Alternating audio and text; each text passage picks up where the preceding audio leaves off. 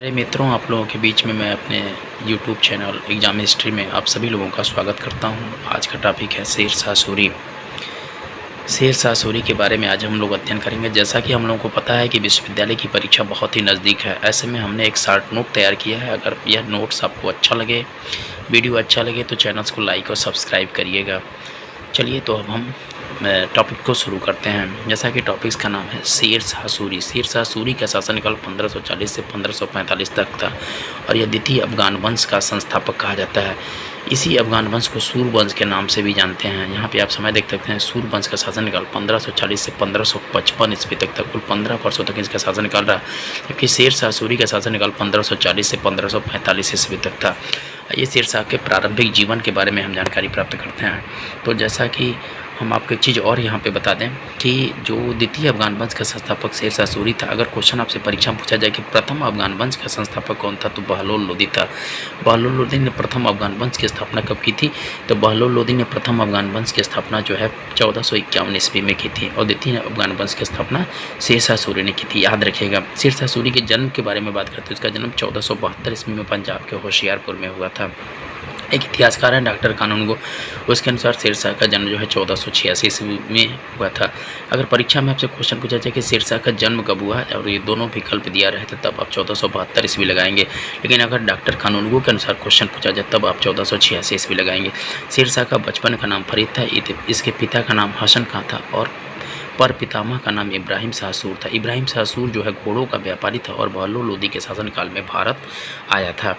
बात करें हसन खां की, तो हसन खां ने कुल 4 विवाह किया था और इसकी पहली पत्नी से ही शेर खां मतलब फरीद का जन्म हुआ था। तो इस तरह से चूँकि इसकी पत्नी से ज़्यादा शेर शाह का लगाव नहीं था, इसलिए शेर शाह का प्रारंभिक जीवन जो है बड़ा ही कष्टमय व्यतीत हुआ। और ऐसे में जो है प्रारंभिक शिक्षा के लिए शेर शाह कहाँ चला जाता है? जौनपुर चला जाता है। इस समय जौनपुर के सूबेदार कौन है? जलाल खां हैं।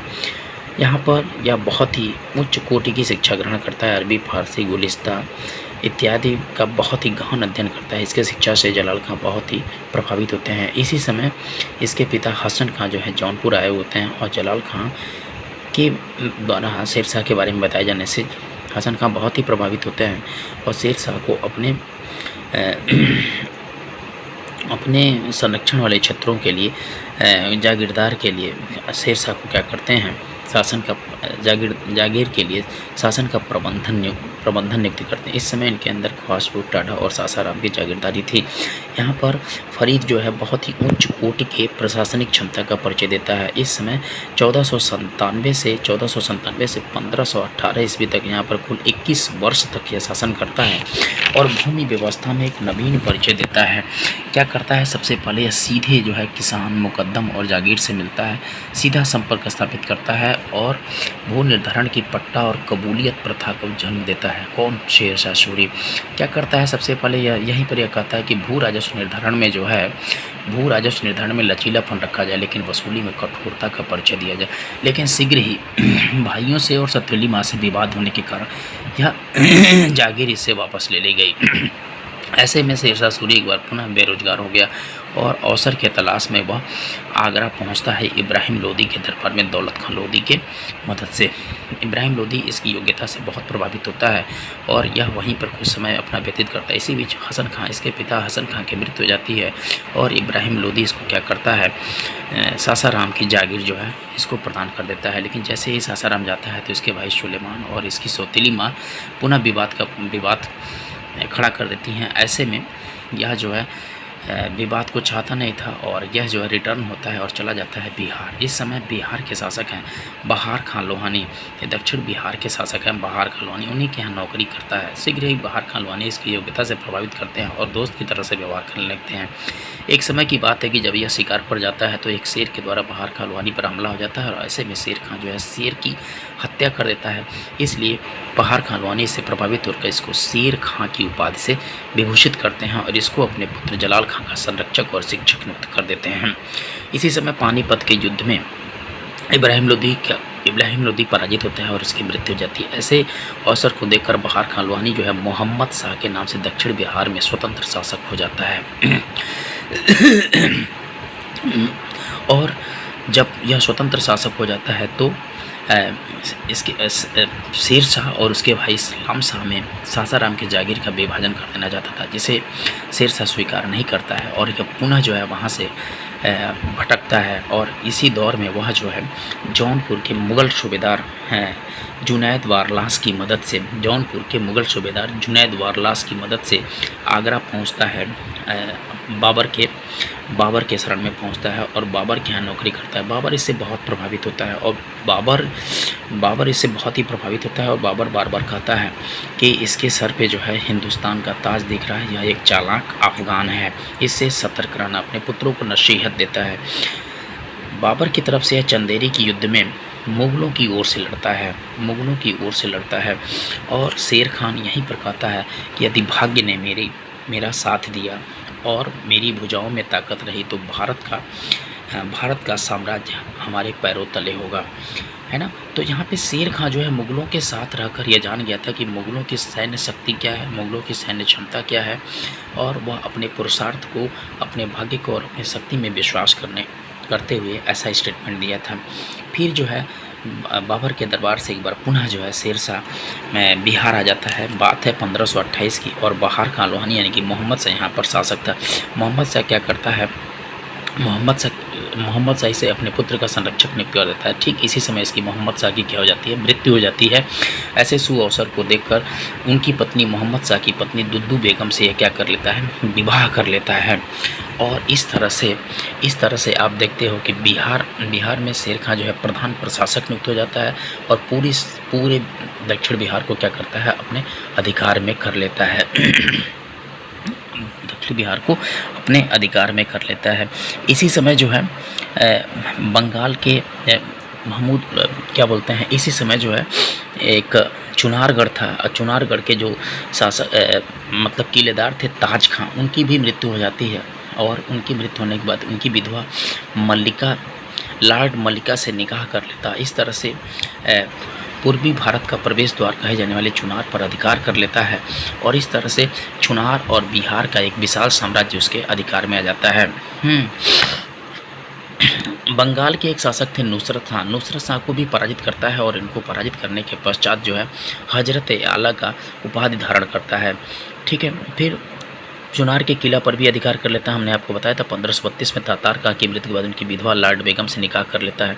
तो आप क्या देख रहे हैं कि यह बिहार, बंगाल और क्या बोलते हैं बंगाल, बिहार और चुनार पर अधिकार करके एक तरह से अपने शक्ति को समृद्ध करते हुए हुमायूं के मुग़ल बादशाह हुमायूं की शक्ति को चुनौती प्रस्तुत करता है। और ऐसे सुअवसर को देखकर 1534 ईस्वी में क्या करता है, सूरजगढ़ के युद्ध में तत्कालीन बंगाल के शासक गयासुद्दीन को पराजित करके बंगाल पर अधिकार कर लेता है।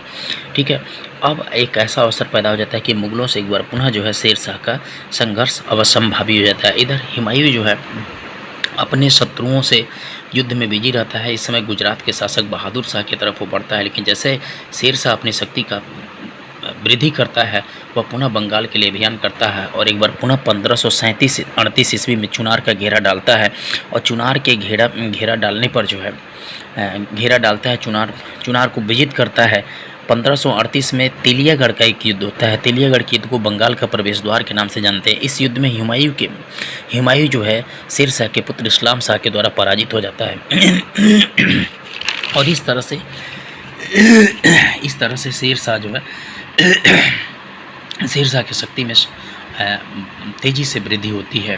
हुमायूं चुनारगढ़ के किले पर अधिकार करने के पश्चात बंगाल के लिए अभियान करता है, लेकिन इस समय जो है शेर शाह की स्थिति काफ़ी मजबूत हो जाती है और वह जो है हुमायूं को चौसा के युद्ध में 1539 में चौसा के युद्ध के 1540 में बिलग्राम के युद्ध में हुमायूं को पराजित कर देता है। चौसा के युद्ध में शेर शाह ने हुमायूं को पराजित करने के बाद शेर खान जो है शेर शाह की उपाधि को धारण करता है, अपने नाम का खुतबा पढ़वाता है, सिक्का डलवाता है और राज्याभिषेक करवाता है। और जब बिलग्राम के युद्ध को जीत लेता है तो अपना विधिवत राज्याभिषेक कराता है। 10 जून 1540 ईस्वी को आगरा में अपना विधिवत राज्याभिषेक कराता है।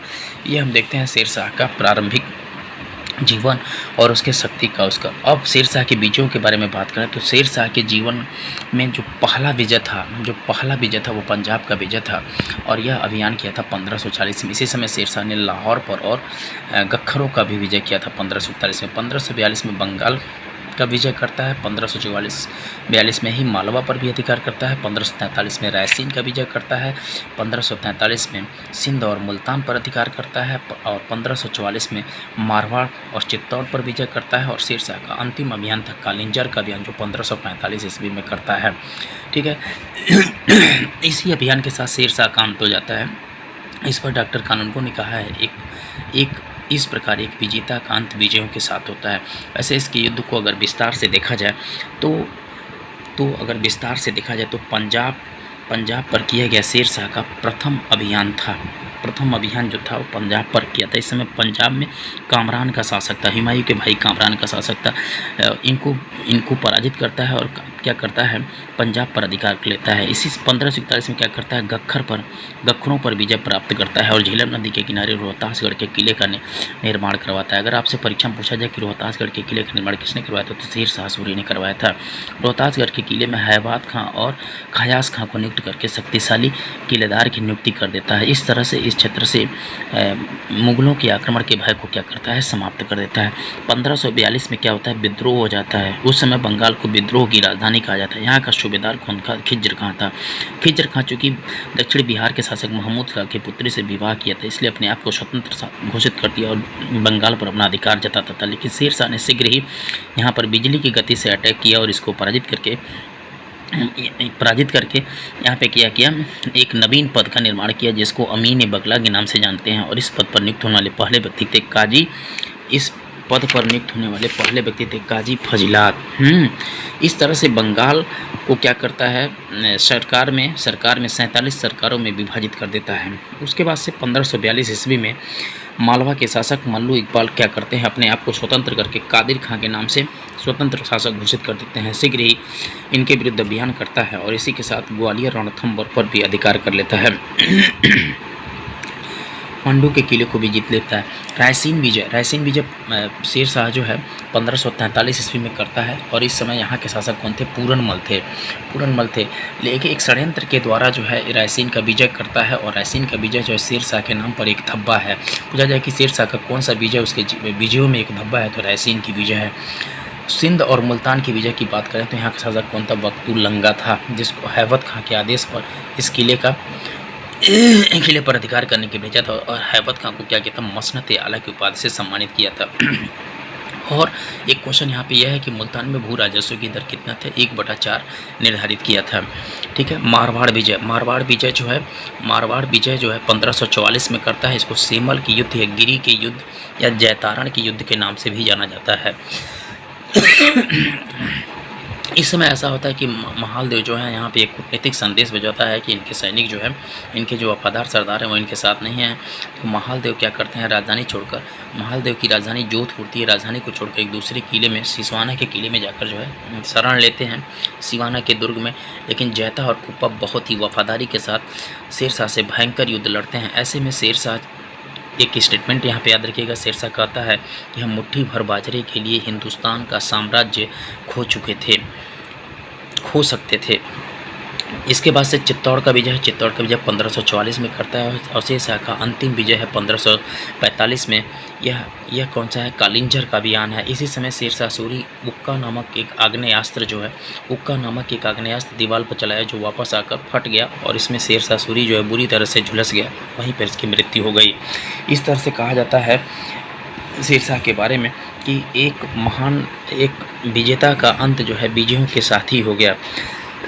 आर.पी. त्रिपाठी ने शेरशाह के मृत्यु के बारे में कहा है, यदि शेरशाह की मृत्यु न होती तो हिंदुस्तान के राजनीतिक मंच पर मुगलों का नाटक न होता।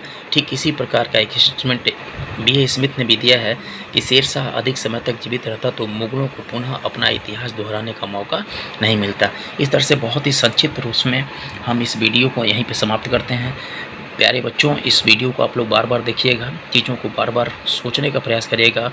हो सकता है वीडियो आप लोगों के लिए बहुत ही प्रभावी हो। ओके, आप लोगों का बहुत बहुत धन्यवाद।